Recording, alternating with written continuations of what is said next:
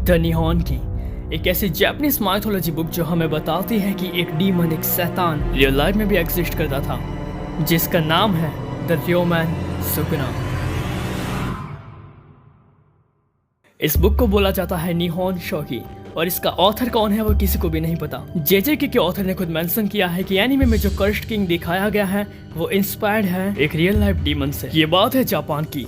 2005 में एक कंस्ट्रक्शन का काम चल रहा था एक टेंपल को डिमोलिश करने के लिए। खुदाई में काम के दौरान वर्कर्स को एक बॉक्स मिलता है जो कि पूरी तरीके से सील्ड था। उसके ऊपर जापानीज में ये लिखा गया था Taisho year and July month. Taisho year basically Japan का एक पीरियड था 1912 से 1926 तक का। लेकिन दोस्तों हैरानी की बात तब आती है जब वहाँ पे नीचे लिखा गया होता है रियोमैन सुकुना इज सील्ड हियर।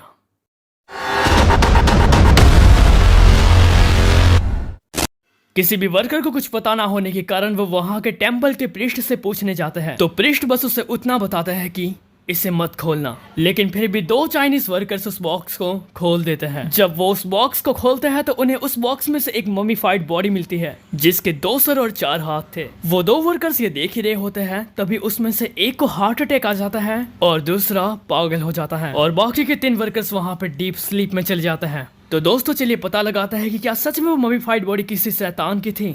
तो आगे होता कुछ ऐसा है कि प्रीस्ट और उसके बेटे जहाँ पे काम चल रहा था वहाँ पे आते हैं, लेकिन पहले ही काफी देर हो चुकी होती है। वहाँ पे काफी भीड़ लगी होती है, इसलिए प्रीस्ट उन्हें पूछता है क्या बॉक्स खुल चुका है, और अगर वो सच में खुल चुका है तो सब खत्म हो चुका है। और ये देखते हुए प्रीस्ट अपने बेटे के ऊपर चिल्लाते हुए कहता है कि देख मैंने तुझे कहा था कि इस बॉक्स को किसी क्योटो के टेंपल में शिफ्ट कर देना, और देखो अभी क्या हो गया। तभी खबर आती है कि जो बंदे को हार्ट अटैक आया था वो मर चुका है, और जो बंदा पागल हो चुका था वो मेंटल हॉस्पिटल में है। ये देख के प्रीस्ट बोलता है कि वो दोनों के लिए तो काफी देर हो चुकी है, लेकिन मैं तुम लोगों को एग्जॉर्सिस्ट कर देता हूँ। और फिर वो उस बॉक्स को लेके वहाँ से चले जाते हैं। उनमें से एक वर्कर जिसके पैर में खिल घुस जाती है वो सब देख के हैरान था, इसीलिए वो कोशिश करता है प्रीस्ट को पूछने की आखिरकार चल क्या रहा है, लेकिन प्रीस्ट उसे कुछ भी नहीं बताता।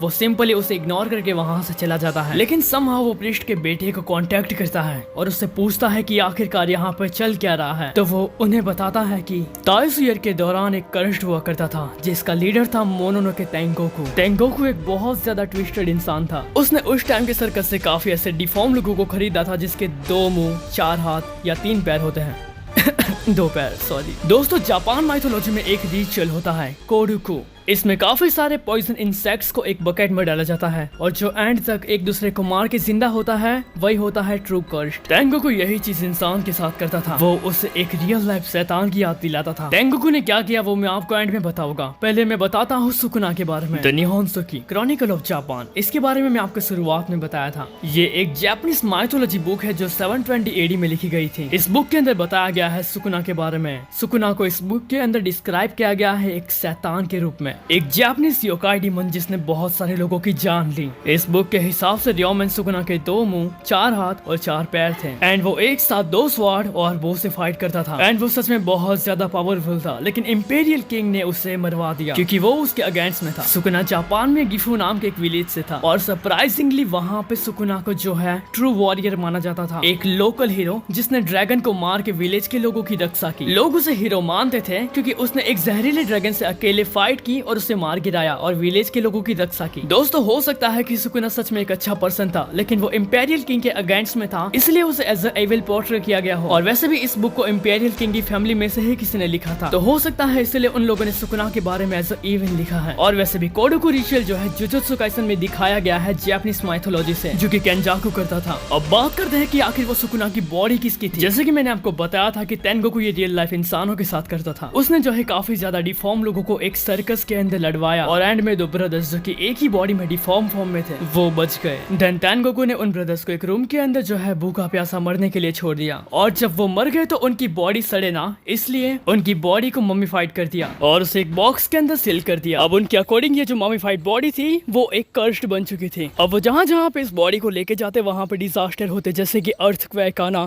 सुनामी आ जाना और भी बहुत कुछ। और अंत में तेंगोकू ने भी खुद को मार दिया। आखिरकार उसने ऐसा किया क्यों ये तो किसी को भी नहीं पता। तो हमारी सुकुना की स्टोरी यहीं पे खत्म होती है। ओके गाइस, तो वीडियो यहीं पे खत्म होती है। आई नो वॉइस ओवर इतना अच्छा नहीं होने वाला, क्योंकि मैंने अपना वॉइस जो है मॉड्यूल करके बोलने का ट्राई किया ताकि आप लोगों को जो है थोड़ा अच्छा सा एक्सपीरियंस दे सकूँ, और मेरा गला खत्म हो चुका है। एंड ऑब्वियसली यार हमने कुछ नया ट्राई किया है, तो हो सकता है कि आपको पसंद ना आए, लेकिन कमेंट सेक्शन में बताना कि आपको वीडियो पसंद आया कि नहीं। और चैनल पे प्लीज़ सब्सक्राइब कर दो ऐसे ही कंटेंट्स देखने के लिए। अगर ये वाला वीडियो आपको पसंद आता है तो मैं जो है नेक्स्ट ऐसे और अच्छे वीडियो लाऊंगा, इंप्रूव करूँगा। दोबारा से बोलता हूँ, प्लीज़ सब्सक्राइब कर देना, और अगर वीडियो पसंद आया हो तो लाइक और कमेंट करके जाना, और ना पसंद आया हो तो गालियाँ मत देना, प्यार से समझा देना कि रे ऐसे वीडियो मत बना। ओके, सो मैं चलता हूँ, मिलता है नेक्स्ट वीडियो में, तब तक के लिए सायोनारा।